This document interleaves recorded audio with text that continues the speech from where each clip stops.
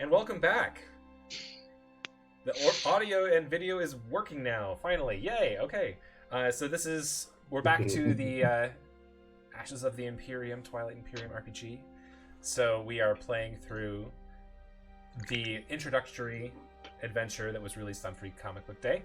And I've got Dane and Calvin here with me, and we're going to continue our little story. In our last episode, we came to a planet called Harul's Truce, and it is a interesting planet. It's tidally locked. It's got a hot side and a cold side, and then a little habitable band in the middle. And they are exploring the city that has been built here by what seems to be three different races, powers, as they are called in Twilight Imperium. And they have just entered the market district and are making their way towards the Surveyor's Guild. So, gentlemen, whenever you're ready, you can go right ahead. Remind me why we were going to the Surveyor's Guild. I'm trying to recall. You're trying to find the... It was just like, yeah, we're trying to find the cat's paw, and there was some Dane, the agent of the council, the informant on this planet that might help us figure out why there's L1Z1X activity reported to the council. Ian, our GM, our wonderful GM, clued us in that there might be more information at the market and at the Surveyor's Guild. Right? Yep. And so now you're walking towards the Surveyor's Guild. It's what seems to be a small transport ship converted into a larger building. And it seems to be that there's some... it's big enough now that it can actually hold smaller interceptor-class vehicles that are capable of low-orbit flight. It doesn't look like these are kitted out so that you can actually, go far, far away, but... it's definitely internal to the planet. So you both walk up towards this Surveyor's Guild, and it seems to be fairly bustling. And there seems to be a couple computer terminals all around. You walk in, it kind of looks like almost like an Apple store where there's little terminals kind of all over the place with little gadgets and whatnot. And it looks like people are interacting with these terminals and then leaving pretty quickly. So they get their information and they leave. But you do see a couple people that are they're Letnev, and they seem to be twins, female twins that are somewhat in charge. They're behind the counter, so to speak, if there was a counter. It's not really official in any way, shape, or form. It just is like a place where another terminal, but it looks slightly different than all the other ones. And they seem to be rapid talking to a couple of kitted out lions. Well, Hakan. And they are Hakan lions. And they look a little bit perplexed, as if these two twins are talking their ears off and they couldn't want to get out of this place faster than they entered it. Just want to eavesdrop on them? All right, so you're probably going to need to do some sort of check for that. You can't just get away with trying to subtly eavesdrop. Do you have skullduggery? I don't. Or cunning? How about cunning? Nope. Calvin, do you have anything? Dane, you're going to be trying to do that. So, well, cunning is just the base stat. I yes. have cunning technically. Okay, so there's no stat that you have that is better than that. So that's just your base stat. So why don't we do a dice roll, and we're just going to do a... Oh, there we go. You get how many cunning dice? 2. Okay, you get 2. And this would be a pretty easy check because they're pretty deep in conversation and you're in a pretty public location. So I would say that you actually probably get a bonus die on this because... Ooh, you can't see those. Why are you not working like that? Hello? Can't see the dice. I can see the tray. Oh no. Let's try this. try this and see if we can fix this really quick. I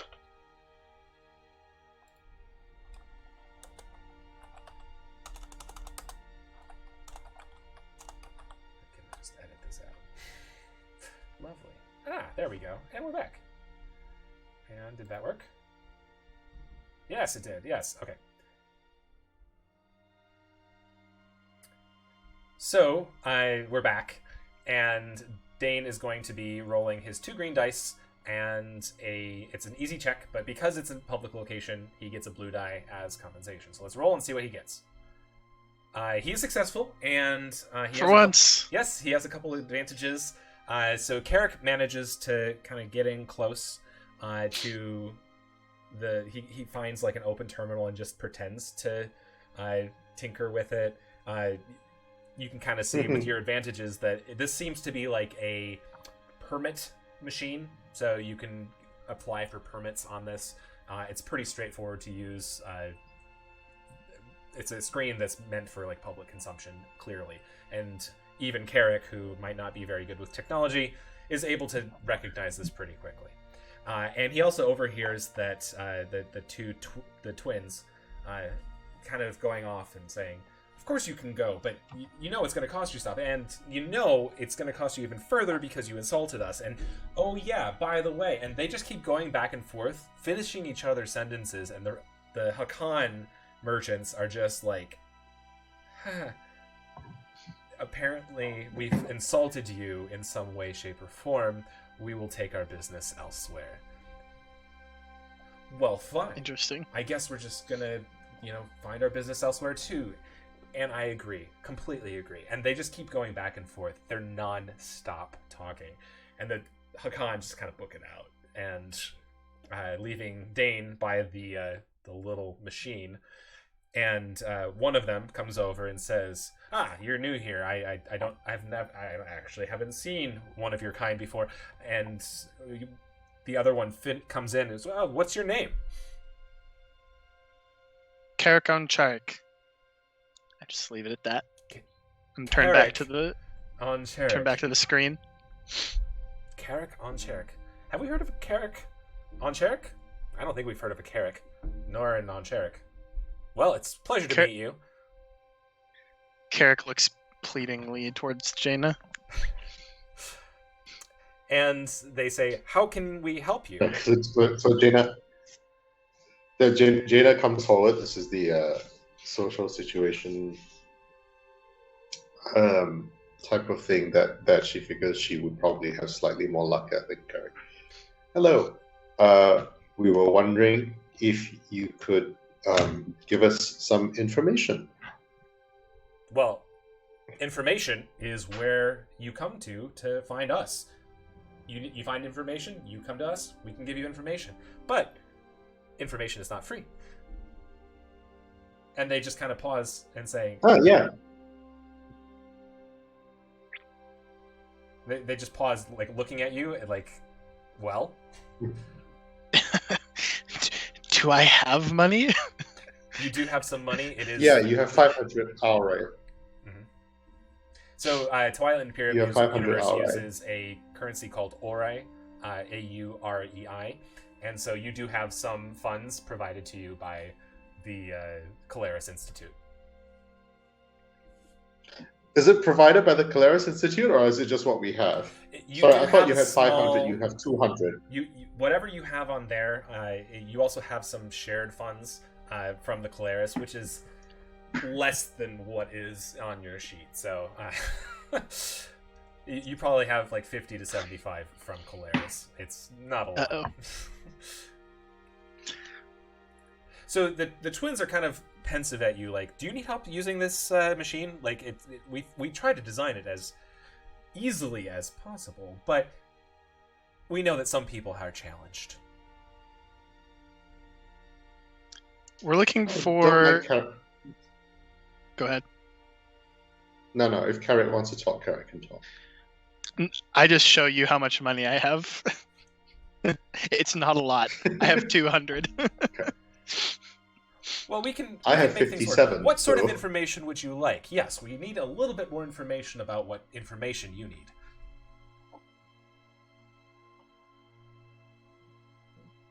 And they we're looking. We're council agents.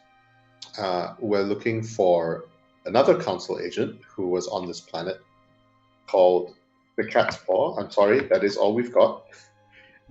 Cat's Paw. We would also. Okay. Yes. We would also need any.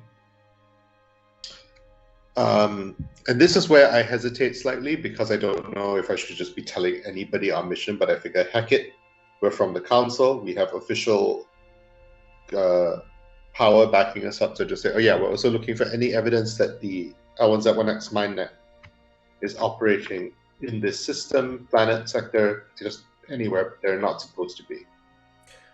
Well, we can't provide any information about other clients that would breach client confidentiality, of course. But, again, information is for sale for the right price. Okay, so just let us know how much you're charging here, and then we'll, the council will obviously recompensate you for whatever. That is not but how don't try to rip me things off. If you're going to try to work. Offers must come from the customer, not from us.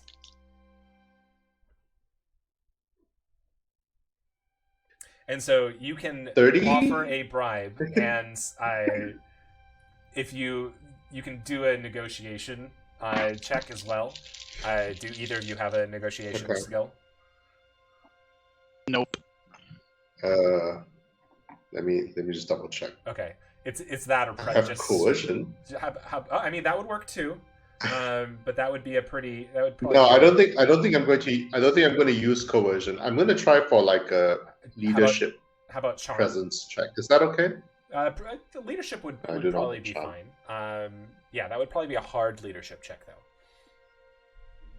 Okay, that's fine. Okay. I have so that means I have yellow, green. Yellow, green for your leadership, and you're also offering 30 ori up front, and you're trying to convince them of what's going on here. And this is a hard check, and I will award a blue die because you offered a decent chunk of change, and we'll see what happens. Okay. Smashing success. So 4 successes and 1 advantage. And so you managed to talk them down a little bit, and actually they accept your 30 ori, and so you can erase that from your sheet and just go down a little bit there. And they give you some information. Well, cat's paw. So cat's paw, cat paw, obviously means Hakan, obviously, and it's top of mind because those assholes did not want to do business with us. So you should probably go check out the Hakan camp. They have something is going on right now. Someone died recently, and they're doing a big funeral thing. I'm sure that you can meet a bunch of them all in the same place and make your job pretty easy to find out more. Yes, and also, we also probably you will looking for other people from different powers. So no Hylar, no Muat, and certainly not ours. No, we would not deem to work with the council on petty matters such as the Caleris or whatever. We did see some Winnu a while ago. They were asking about Hakan. They were asking about Hakan doings. And they had technology that was unusual. I've never seen it before. They had technology on their persons that looked attached, and it looked uncomfortable. I would not like it. It's like an earring, but even worse. And so they keep going back and forth like this. Hang on. And can we go back? Can we go back to the Winnu thing? Let's talk about the Winnu thing. Tell me more about the Winnu thing. Oh, well, they came in. They talked. They asked about Hakan surveying opportunities, and we didn't want to work with them because they were rude. Who's this Hakan that They the were funeral's for? We are not aware of anything going on with the Hakan. They keep to themselves, and frankly, they don't pay well. We think it might be our personalities.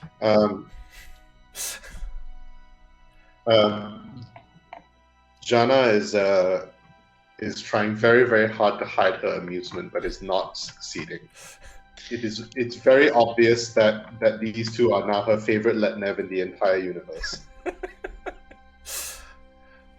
And in a somewhat condescending way, because her face is like, oh, so they are nice Letnev.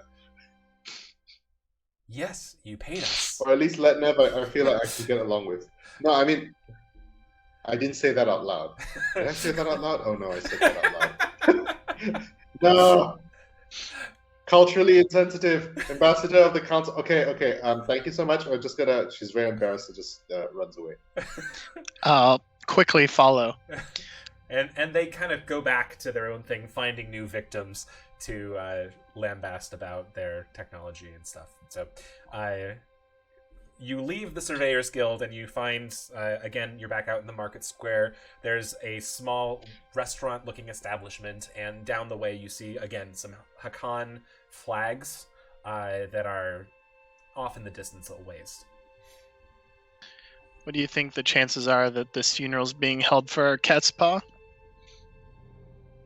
That is exactly what I was thinking. Cat's paw for Hakan is so obvious. You know, I don't know. It does seem a little bit on the nose. Shall we go check it out, though? You have on the nose in your culture? I thought you'd be like on the beak or something. Wow. You're really making an effort to integrate. I appreciate that. Carrick. Then I elbow him in the hips again. Okay, let's. Because you can't reach his ribs. No, exactly. Yeah. For people who just are joining, Carrick is like 8 feet tall. He's a giant, like, bird, and Jana's reasonably tall human. Carrick shakes his head and starts walking towards the Hakan camp. He's 8 feet tall at the head. You've forgotten the wings. This is true. Well, does he have wings? He just has arms. I don't know that Carrick has wings. He's kind of like, look, you can kind of see him. He's just got arms. He's not really winged. He's a bird face. Don't all Shikrai have wings? I'm sorry. Yeah, Dane. I don't think that they all do. They might all have some vestigial wings or something. I'm not 100% actually sure, to be honest. Maybe I shouldn't be saying that. No, but that would be interesting. Like if some Shikrai don't have wings. Yeah, okay. I mean, they don't need them to fly anyway. They've got all that tech, right? They can fly. Regardless of whether they have wings or not, they do have aerial tech.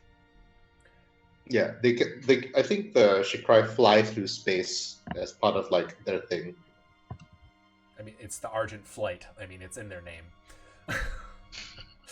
All right, so you both walk down towards the location of the Hakan flags, and as you get closer, you actually notice that most of the flags are in front of a number of stalls that are flying the colors of a Hakan house. You're not sure which one it might be, but these stalls have samples of luxury goods imported by the Hakan to Hyrul's Truce. Again, they're trade lions, so they like to hang out here at Hyrul's Truce because it's a brand new, reconnected world, and they see business opportunities. And you can tell that these stalls are very sparsely... very few people are actually working the stalls. There's like one person per stall. And you can see most Hakan are actually like gathered in a square, like another 50 meters ahead of you, and there seems to be a big crowd around a speaker of some sort. Let's go listen. Yeah, let's go listen. All right. So as you get closer to here, you hear some music playing in the background. It's pretty sorrowful, Hakan music as if it were a funeral, because this is actually what it is. As you get closer, you actually hear that the gathering Hakan are celebrating the life and mourning the passing of Skara. Skara is a well-regarded member of the community, and they were killed recently in a robbery gone wrong in one of the alleyways. And it's just very sad. And so this is what's called a Hakan wake. And we're going to kind of go into it from here. So take it away. Does it look like I've never been to a Hakan funeral, so I'm not 100% certain. Does it appear that it's clear who the family would be? Or is there anybody present who's obviously close to this Skara? It looks like everyone seems to be like equally. There's no like in a normal funeral you have like the row in front reserved for family. That does not seem to be the case for this. It seems to be just like everyone here is kind of waiting pensively, but you don't see a lot of like sad faces at this point, which is interesting. Well, sad for a cat. True. Do we know? Can we discern if everyone here is from the same clan? It seems that most of them are wearing similar colors. The people who are not wearing the similar colors are kind of further away. And as you're standing there, the person at the lectern kind of speaks out in a booming voice that you actually kind of catch. And they say, "The lore master or his appointed representatives have been bequeathed an item from Skara. Is anyone here the lore master or the representative?" I look at Jaina. Is that us? Suspiciously specific. Yeah, that is my response to Karen. That is suspiciously, surprisingly specific. Okay. And you, I kind of look around. Is anybody reacting to this? I'm just gonna slowly raise my hand. And so like everyone is kind of like looking around, like, is anyone here? Like, what's going on? And like as Carrick raises his hand, obviously he's like an 8-foot bird, so like all eyes turn to you. And so much for going under the radar. And so the person at the lectern says, "Do you have proof of this claim?" Oh geez, do I have like a Kellerus ID? Yeah, I have a badge. Yeah. That works. You would have some. I assumed that Carrick would also have a badge, but I have a badge. Or like a pin or something. So you're near the back of the crowd right now.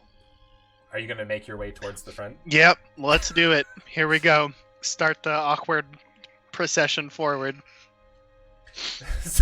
Yeah. How is Carrick? How is Carrick with attention of this kind actually? Because Jana is like doesn't love it, but also is like totally comfortable with doing it anyway.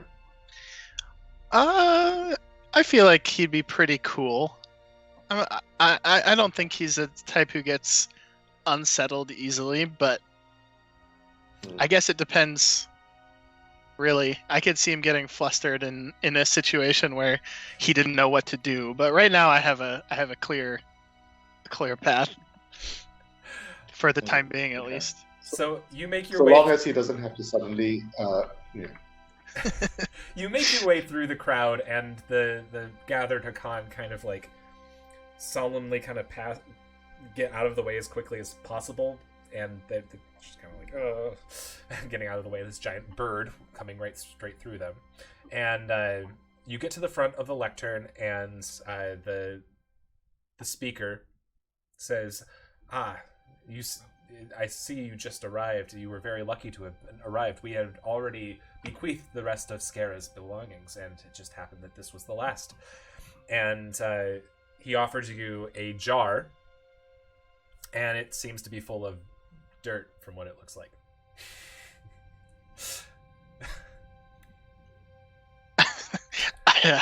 Just staring at it. It's literally just dirt. It looks like a dirt or sand or something like that. Do either of you have like Streetwise? The skill? Nope. Or like a cunning check at all?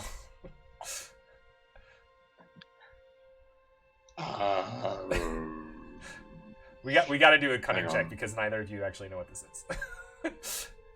Who's gonna do this check? Jaina can. Okay.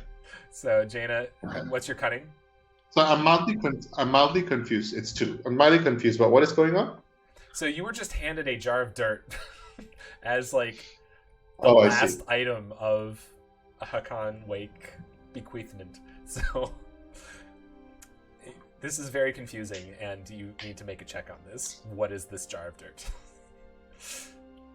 Okay. So I will your make this check. So cunning? I would like to story point this, by the way. Okay. So the way that this works is we're going to. What does that mean for this role? So, what is your generic check that you normally do? It's just 2. Is your cunning 2? Yeah. 2. Okay. So normally you just get 2 greens, but instead we get rid of this one. Maybe. How do we get rid of it? I don't know.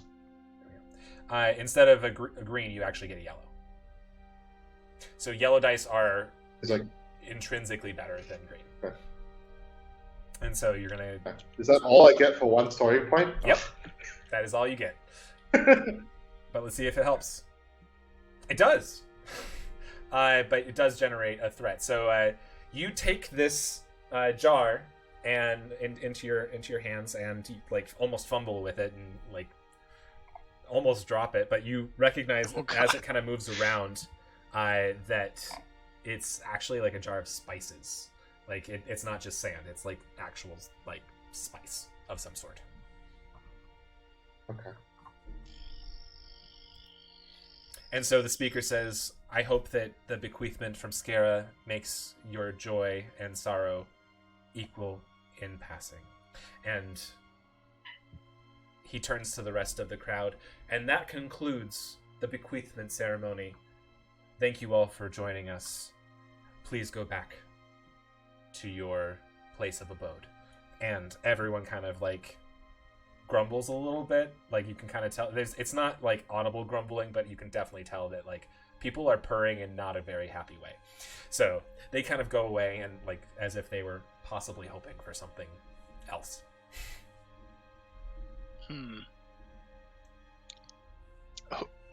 Can we linger for a moment and kind of talk to the person who handed over this jar? Yeah, he's still like presiding at the lectern as people kind of mingle away, waiting for anyone else who might need to come up.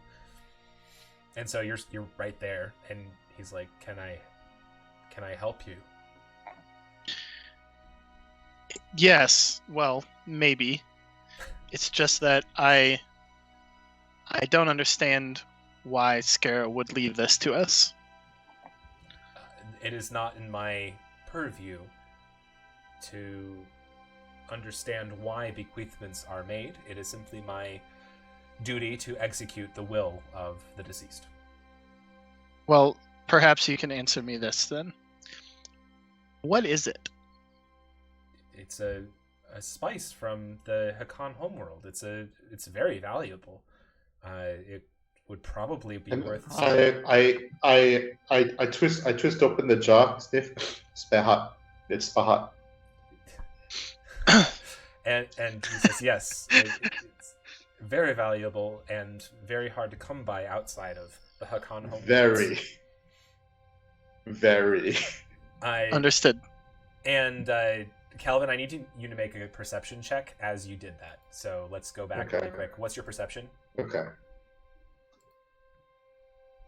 Is that intellect, cunning, willpower, presence? I don't have perception on my sheet. It's cunning. It's cunning. Okay, yeah. 2 then. Okay. So you're holding it in your hands, and something is might be happening. Okay, so as you open it up and you kind of shake it up a little bit to kind of get the smell of it, you hear like a clink, and then you close it back up, but you just know that a clink happened. Yep. That's all you get from that. I'm sorry. And so the Hakan speaker says, "Well, I mean, you can probably sell that if you do not wish to partake in it. It'd probably be worth somewhere in the realm of 300 ori. It's a very valuable spice." Wave my hand dismissively. No, that's quite all right. Thank you for your assistance. It's much appreciated. And I turn away and kind of usher Jaina to the side, somewhere where the focus is no longer on us. And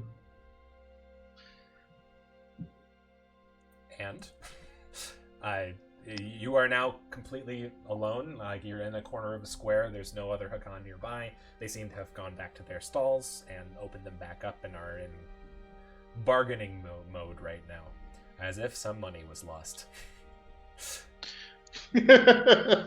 Some money was lost, but heart is incredibly valuable. So some background for the audience.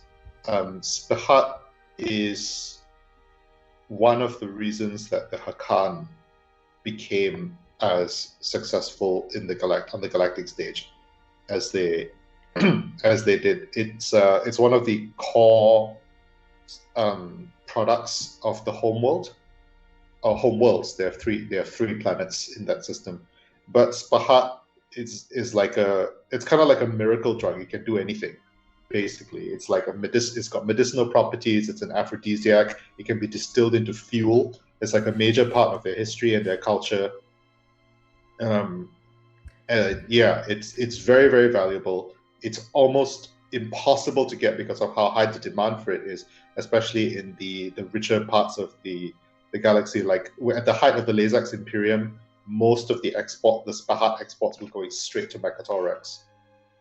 So this is incredibly, incredibly valuable, and not just in a money way, but in a cultural way as well. Well, I learned something right now because I just thought it was generic spice. Now I learned something really cool, and I'm really excited to get this core rulebook so I can actually learn all this. Technically, I only know this because I worked on Embers of the Imperium.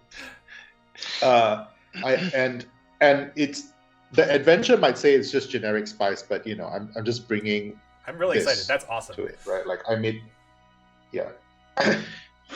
You really closed that up in a hurry, like something had happened. Yeah, there's something in it. I see.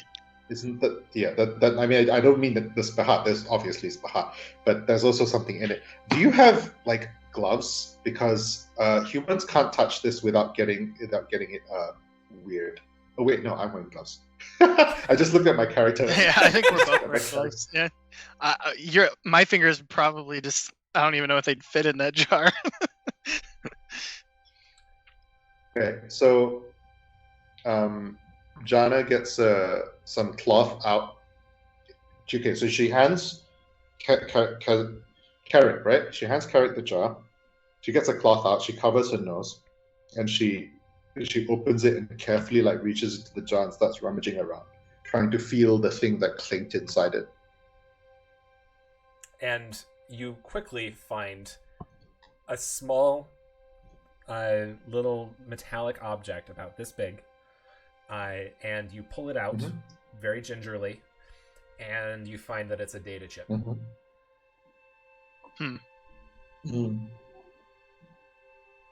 And that's it's just a data chip. Okay.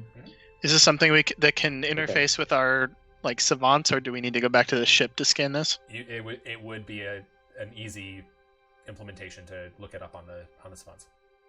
All right, let's pop that up and see what's on it. Maybe we should. Is there anywhere slightly even more private than where we are now that we could slip away to? You could probably find an alleyway. Yeah, let's do that first. I don't want to in between, draw more attention. Yeah, you're like, again, you're right in front of a ship turned into a building, and there's another one like right next to it parked. It's like two giant like buses, and there's a small line that kind of goes behind it. So you have a small alleyway that is pretty long, and you find a dark little area to find open up the data on the Savant. And as you do, the Savant opens up, and a map with coordinates shows up, and it shows a flight plan from Hyrul's Truce, the main city of Hyrul's Truce, to a location somewhere on the dark side of the planet.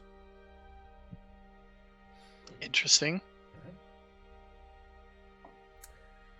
So what do you make of this, Jonah? The stream cut out a little bit. You're going to have to repeat I'm that. actually going to say, why don't we take a pause here, take a little break, and we can come back in the next episode. Okay.